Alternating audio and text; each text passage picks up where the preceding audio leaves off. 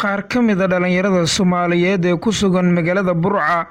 ayaa waxa ay ka hadleen fatahaada ku dhufatay deegaanada hoos yimaada magaalada Jowhar ee caasimadda dowlad goboleedka Hirshabelle. Dhalinyaradani ayaa baaq u diray madaxda dowladda federaalka Soomaaliya, kan dowlad goboleedka Hirshabelle iyo maamulka gobolka Shabeellaha Dhexe, iyagoo ka codsaday in la garab siiyo dadka ay daadadka uu sameeyay webiga Shabeelle saameynta ay ku yeesheen, waxayna si adag u sheegeen in lagama maarmaan tahay in la iscaawiyo waqtiyada xaaladuhu adag yihiin. isla markaana waxay u warameen muuqaal baahiyaha caalamiga Native Somali TV waxayna yiraahdeen bismillaahir rahmaanir rahiim magacaygu waa Ramadaan Iid Nuur Qaasim waxaanu nahay dhalinyaro ka soo kala jeedo gobolada Shabeellaha Dhexe shabeellooyinka Hiiraan waxaan isugu nimid magaalada Burco waxaan ka kala soconaa gobolada Bari iyo Somaliland waxa farxad noo ah inaan maanta aan halkaas ugu nimaadno inta kadib warmurtiyeed ka soo baxay kulankenaga waxaan aad iyo aad diirada u saarnay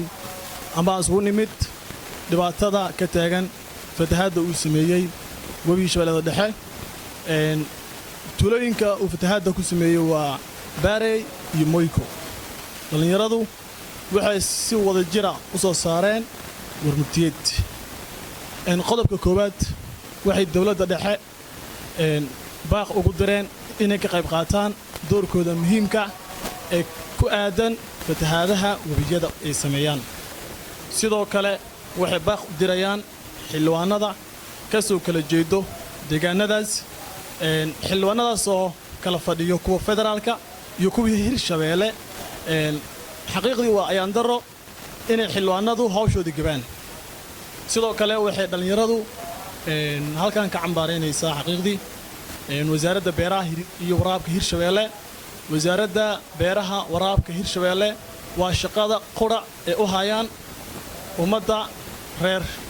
gobolka Shabeellaha Dhexe gaar ahaan dhibaatada uu keeno webiyada. waxaan aad aga xunnahay in dadkaasi wax dhaqaajina oo dadaala aysan helin ama xuquuqda ay lahaayeen. sidoo kale wasaaradda beeraha waxaan ku cambaaraynaynaa ilaa iyo hadda inaysan dadkaasi wax garab istaaga ama gargaar degdeg emergency wax lagu yiraahdo afka qalaad aysan ka haysanin. marka waxaan codsanaynaa haddaan nahay dhalinyaradii ka soo jeeday gobolka Shabeellaha Dhexe in dadka loo gurmado magacaygu waa Mustafa Maxamed Abdulle waxaan ka mid ahay dhalinyaradii ka timid Puntland gaar ahaan gobolka Nugaal magaaladiisa Garowe. kolley waxaan ahay dadkii soo booqaday walaalaheena maxaan ku dhahay gobolka Togdheer ee Somaliland. kolley shirkeen wuxuu ku saabsanaa dadka inta badan ka hadlayo wax badan hadda aan ma sii dhahayo, laakiin waxaan rabaa fariin gaaban inaan ku daro. fariintaasoo ah inta badan shirkadayaan ku celceliyay dadka dhibaataysan gobolka Shabeellaha Dhexe ee ku fatahay webiga Shabeelle in si degdeg ah loogu garab istaago. waxaan isleeyahay in badan baa laga gaabiyay kama filays macnaa kuma naqarin Soomaaliya ognahay wixii ka dhacay gobolka Karkaar magaaladiisa Qardho wixii ka dhacay waan ognahay sida loogu gurmaday. waan ognahay Beledweyne wixii ka dhacay sida degdeg ah loogu gurmaday. awaarihii dalka ka dhacay sida la isku garab istaagay waan ognahay. laakiin waxaan isleenahay idinka maanta aad iyo aad baa dadka walaalihiina ah ee Shabeellaha Dhexe ku nool aad iyo aad baa loogu fiirsaday dhibaatada. marka waxaan leenahay dadka Soomaaliyeed meel kasto ay joogaan de kuwa shalay aad u gurmateen iyo kuwa maanta maxaan ku dhahay ku dhibaataysan gobolka Shabeellaha Dhexe de waa walaalo, kuwaas iyo kuwaanba waa walaalihiina de waa ka gaabiseen. waxaan leenahay walaalihiina sida degdega ah intaan in ka badan ha ku darin ugu soo gurmada. anagoo ah magacaygu Xuseen Sid Cali Abuukar waxaan halkan isugu imaanay shir oo looga hadlayo walaalaheena webiga Shabeelle khaasatan Jowhar dhalinyarada oo isugu imaada halkan anagoo ka socono Puntland dhalinyarada Puntland matalayna. waxaan halkan isugu imaanay inaan fikirkeena ka dhiibano walaalaheena ku dhibaataysan fatahaada uu sameeyay webiga Shabeelle. waxaan halkan fariin aaga dirayaa madaxda maamulka Hirshabelle iyo ilaa heer federaal waxaa kaloo halkan fariin uu dirayaa xildhibaanada aqalka sare aqalka hoose oo matala xildhibaanada Hirshabelle iyo kuwa federaalka waxaan halkan baaq ugu dirayna in walaalaheena dhibaataysan ee halka fatahaad ku qabsatay biyaha ay 24 saac iyo in ka badan 10 maalmood ay banaanka iyaga ciyaalkooda ay wada taagan yihiin madaxdii saran ay inay guryahooda ku jiraan oo kaneecada ay ka gambadaan ummadana dhaxanta ay roobka ay biyaha waa dareemi kadaan biyo soo fatahay caqabada uu leeyahay dhibaatadu keeni karo inay shuban biyood meesha ka dilaaci karo oo ciyaalka dhibaato ka imaan karo waxaan halkan mar labaad iyo mar saddexaad baan baaq ugu dirayaa fariintayadu ay tahay inaan ula hadalno madaxda sare haday tahay heer state iyo haday tahay heer federaal waxaan leenahay ummadda Soomaaliyeed oo dhibaataysan in si degdeg ah gurmad loo fidiyo wax loogu qabto maanta halkan waxaan ku qabanay shirkaas oo ku saabsan fatahaada webiga Shabeellaha Dhexe dhalinyarada halkan ku soo kulantay waa dhalinyarada badan oo ka yimid gobolada qaar baa ka yimid bari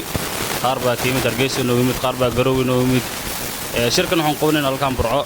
alxamdulillah inta badan waxaan tiirada saareynay fatahaada gobolka Shabeellaha Dhexe dhalinyaradu waxay ka soo jeedaa gobolka Shabeellaha Dhexe marka muhiimadeyna waxa weeye fatahaada marka hore ilaahay ama iskale fatahaada wax walba musiibo ah ilaahay baa keeno ummadda Soomaaliyeedna ummadda muslimiinta ah wax walba waa imtixaan marka qofka markii oo wax imtixaan warko oo musiibo warko waa inuu yiraahdo alxamdulillah ilaahay baa keeno wax walba ilaahay baa qaada mid kale waxaan baaqalkan ugu jeedinaynaa maamulka gobolka Shabeellaha Dhexe gaar ahaan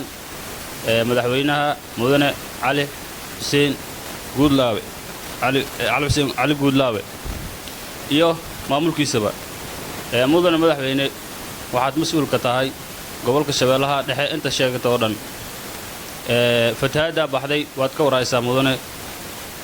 dad baa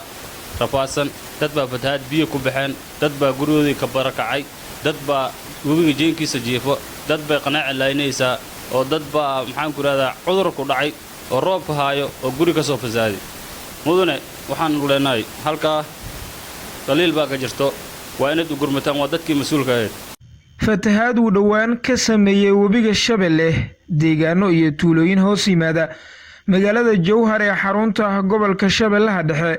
iyo caasimada dawlad goboleedka Hirshabelle ayaa saameyn weyn waxa ay ku yeesheen qoysaska beeraleyda iyo kuwa danta yar ee deegaanada fatahaadu ku dhufatay maamulka Hirshabelle iyo kan gobolka Shabeellaha Dhexe ayaa wada dadaalo looga hortagayo in fatahaada webiga ay saameyso dadweynaha kale ee magaalada Jowhar iyadoo dhinaca kale ay khayladaan ka soo yeerayso bulshada tabarta yar ee ku nool deegaanada hoos yimaada magaalada Jowhar ee fatahaadu afaysay Ibrahim Xasan Ibrahim Jimuni muuqaal baahiyaha caalamiga NSTV